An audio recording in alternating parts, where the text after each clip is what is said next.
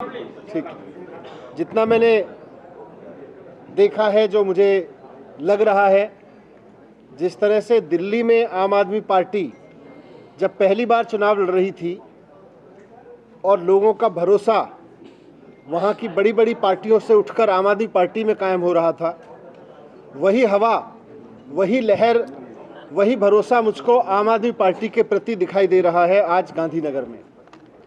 गांधीनगर की जनता बदलाव चाहती है। गांधीनगर की जनता भारतीय जनता पार्टी के प्रति अपना विश्वास खो चुकी है। आज भारतीय जनता पार्टी के प्रति कोई विश्वास नहीं है। ऐसा नहीं है कि भारतीय जनता पार्टी पे पहले भी भरोसा करती रही हो। बीच बीच में गांधीनगर की जनता ने अपना गुस्सा भारतीय जनता पार्टी के प्रति जाहिर किया है, लेकिन और उसके बदले में जो सामने था कांग्रेस, उसको वोट भी दिया है। लेकिन अनफॉर्चुनेटली कांग्रेस इतनी कमज़ोर रही हमेशा कि कांग्रेस को गया हुआ वोट, गांधीनगर के लोगों ने जब बदलाव के लिए कांग्रेस को भी वोट दिया तो उसको भी कांग्रेस के लोगों ने उठा के भारतीय जनता पार्टी की झोली में डाल दिया। कांग्रेस ने हमेशा लोगों के साथ गद्दारी की। लोग बदलना चाहते थे, कांग्रेस ने पैसे के दम पर उसको बदलने नहीं दिया, बल्कि बेच दिया, लोगों के वोट के साथ विश्वासघात किया। इसलिए आज जब आम आदमी पार्टी एक मजबूत विकल्प के रूप में उठ के यहाँ खड़ी है तो लोग बहुत भरोसे के साथ आम आदमी पार्टी को देख रहे हैं। और जैसा दिल्ली में हुआ, जब दिल्ली में हमने पहला चुनाव लड़ा तो लोगों का भरोसा तो था और बहुत नई नई पार्टी पे लोगों ने विश्वास किया, लेकिन कहीं लोगों के अंदर थोड़ा सा था कि यार बाकी लोग इनको वोट दे रहे हैं कि नहीं दे रहे। वो स्टेज सूरत में हुआ।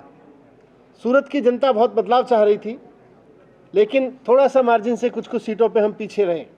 लेकिन उसके बावजूद पहले ही चुनाव में इतना बड़ा जन समर्थन मिलना और 27 सीटें मिलना आम आदमी पार्टी के लिए बहुत बड़ी उपलब्धि था। उससे भी बड़ी उपलब्धि है आम आदमी पार्टी के लिए कि जो सूरत के 27 नए काउंसलर आज ज़मीन पर काम कर रहे हैं। लोगों को पहली बार पता चला है कि काउंसलर का काम क्या है, काउंसलर होता क्या है। एक ईमानदार, एक काम करने वाला काउंसलर मिल जाए तो काम कैसे होते हैं। तो आज गांधीनगर का चुनाव भी भारतीय जनता पार्टी के फेलियर, उसके टूटते हुए आत्मविश्वास और आम आदमी पार्टी के बढ़ते जनाधार और आम आदमी पार्टी के सूरत के कार्यकर्ताओं का, सूरत के काउंसलर्स का काम और दिल्ली के लोगों का काम, इसके बीच हो रहा है। मैं आम आदमी पार्टी की तरफ से, अरविंद केजरीवाल जी की तरफ से गांधीनगर के वोटर्स को अपील करता हूं कि आपके वोट में वो ताकत है कि आप गांधीनगर म्युनिसिपल कॉरपोरेशन की तस्वीर बदल सकते हैं। आप साफ सफाई से लेके health services, education services, primary education, primary health services से लेकर बाकी सब चीज़ों में जो म्युनिसिपल सिविक फंक्शंस हैं, उसमें अपने वोट की ताकत पर आप तस्वीर बदल सकते हैं। आप बहुत भरोसा करते हैं अरविंद केजरीवाल जी के काम पर। आपने सूरत में आम आदमी पार्टी के कार्यकर्ताओं का, चुने हुए काउंसलर्स का काम देखा है। उस काम पर वोट कीजिए। इस बार गांधीनगर में आम आदमी पार्टी की व्यवस्था बनेगी गांधीनगर म्युनिसिपल कॉरपोरेशन में, तो उसके बाद हमारा पूरा विश्वास है कि आप कांग्रेस और भारतीय जनता पार्टी दोनों को भूल जाएंगे। बहुत बहुत धन्यवाद। आपकी तरफ से कुछ सवाल होंगे तो मैं बता सकता। नहीं जी, कांग्रेस से तो जनता वैसे ही दुखी है।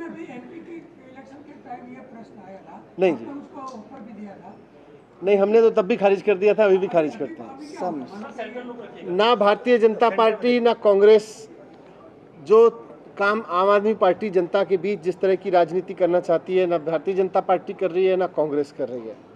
इसलिए कोई सवाल ही नहीं। अगर क्लियर मेजोरिटी नहीं आती है तो आप कांग्रेस, अगर कांग्रेस को ज्यादा मिल रही है सीट तो आप उसको सपोर्ट करेंगे? हमारा पूरा भरोसा है कि हमको क्लियर मेजोरिटी मिल रही है। नहीं, अगर नहीं होता है, अगर नहीं हो रही है फिर अगर मगर के तो बहुत होते हैं। नेक्स्ट सर, गांधीनगर में 10 साल से अस्थिर सरकार है, कभी किसी को स्पष्ट बहुमति नहीं मिली, तो आपको इतना विश्वास है, उसका कारण क्या है? उसका कारण है काम, क्योंकि जनता अल्टीमेटली काम चाहती है। जनता चाहती है कि जो नेता चुने जाएं, जो काउंसलर बने, जो लोग चुने जाएं, जो सरकार में, सत्ता में, व्यवस्था में बैठे जाके वो काम करें। वो इधर उधर घूमते रहें, जुमलाबाजी करते रहें, उस पैसे को इधर उधर करते रहें, वो नहीं चाहती है। आज आम आदमी पार्टी एक विकल्प के रूप में है। पहले लोगों के पास विकल्प नहीं था, घूम फिर के भारतीय जनता पार्टी के विकल्प के रूप में आती थी। और इसीलिए भारतीय जनता पार्टी, क्योंकि कांग्रेस कभी विकल्प के रूप में खड़ी नहीं हुई, उसके तो टिकट भी भारतीय जनता पार्टी के दफ्तर में बैठ के तय होते थे, तो इसलिए कभी विकल्प नहीं मिला, आज विकल्प मिला है और पूर्ण बहुमत उसको देगी। तो सिसोदिया जी, आप बताते हैं कि आम आदमी पार्टी राजनीति को चेंज करने के लिए आई है, लेकिन आपके काफी सारे उम्मीदवार ऐसे हैं जिनको या तो भाजपा ने टिकट नहीं दिया या तो कांग्रेस ने टिकट नहीं दिया। वही लोग आपके उम्मीदवार हैं, तो राजनीति कैसे चेंज होगी? ऐसा नहीं, ऐसा कोई नहीं है। हो सकता है हमारे यहाँ से जिनको टिकट ना मिला हो उधर ले रखे हो, ऐसा भी हो सकता है।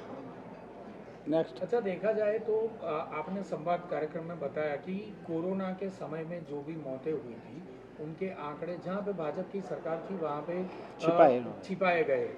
आपको लग रहा है कि जब भी इलेक्शन दूसरे भी गांधीनगर के अलावा अभी जो भी 2022 में भी होंगे, ये मुद्दा बहुत असर करेगा पब्लिक को, इसका बेनिफिट आपको होगा कि नहीं होगा? देखिए, इसका बेनिफिट होगा नहीं होगा, लेकिन इसका नुकसान लोगों को हुआ है। जिनके घर में मौत हुई उसके घर में तो नुकसान हुआ ना। जिसके घर में डेथ हुई आज वो कोई क्लेम नहीं कर सकता, वो कोई दावा नहीं कर सकता। उसके घर में मौत हुई और सामने एक निष्ठुर सरकार बेशर्मी से कह रही है हमें नहीं पता आपके घर में कोविड की वजह से डेथ हुई थी, हम नहीं मानते। तो एक बेशर्म और नाकारा सरकार लोगों को दुखी तो करती है। अब उसका फ़ायदा उठाने की बात नहीं है। बात यह है कि सरकार को अपनी जिम्मेदारी लेनी चाहिए। उसका कोर्स अभी भी करेक्ट किया जा सकता है, अभी भी कुछ नहीं बिगड़ा है। आप स्वीकार करें कि उनके घर में डेथ हुई थी। आज सुप्रीम कोर्ट भी कह रहा है, कई राज्यों ने, दिल्ली ने अपनी तरफ से, केंद्र सरकार ने भी एक स्कीम अनाउंस की है। अब उसका फ़ायदा किसको मिलेगा? अगर सरकार मानने को ही तैयार नहीं है कि आपके घर में डेथ हुई थी, तो उसका वो बेचारा लाभ कैसे लेगा? अच्छा, दिल्ली में जब कोविड से डेथ होती थी तो डेथ सर्टिफिकेट में क्या कोविड डेथ ऐसा लिखा जाता था, कोरोना के कारण डेथ हुआ है? क्योंकि गुजरात में ऐसा नहीं हुआ था। दिल्ली में एक अच्छी चीज़ जो की गई थी कि कोविड के जितने भी टेस्ट होते थे और जितने लोग उसमें पॉजिटिव पाए जाते थे, हम केवल हॉस्पिटल्स में ट्रैक नहीं रख रहे थे, बल्कि जिस आदमी को हॉस्पिटल आने की ज़रूरत नहीं थी, हम उसको घर में भी ट्रैक रख रहे थे। उसको रोज़ फ़ोन जाता था, कितना टेम्परेचर है, कैसी तबीयत है, दवाई ली कि नहीं दी, ऑक्सीजन लेवल क्या है।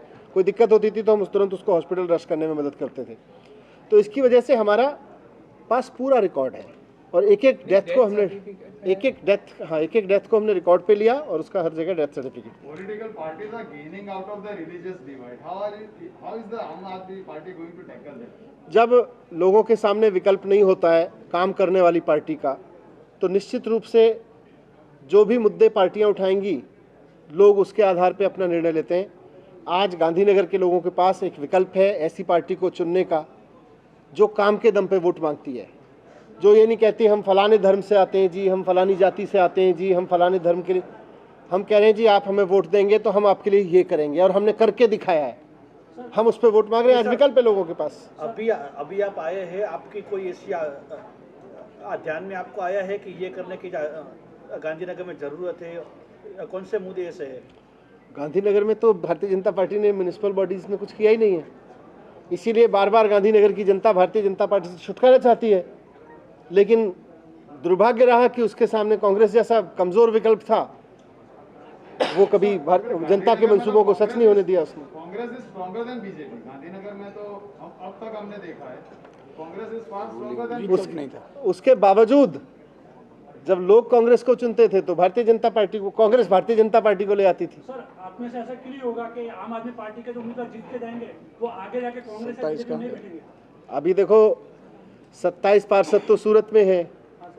हमारे लोगों को तोड़ने की भारतीय जनता पार्टी ने पिछले 7 साल 8 साल की राजनीति में कितनी कोशिश दिल्ली में की है, बार बार कोशिश की। जब 28 विधायक थे तब भी की, इन्होंने पूरी कोशिश की, एक आदमी नहीं खरीद पाए। गुजरात में तो ऐसा होता है, आपकी पार्टी ऐसा ये भारतीय जनता पार्टी के राज में ऐसा होता है, भारतीय जनता पार्टी में ऐसा होता है। गुजरात की बात में, गुजरात को क्यों कमजोर कर रहे हो यार? बीजेपी के नेता कमजोर है, गुजरात थोड़ी कमजोर है।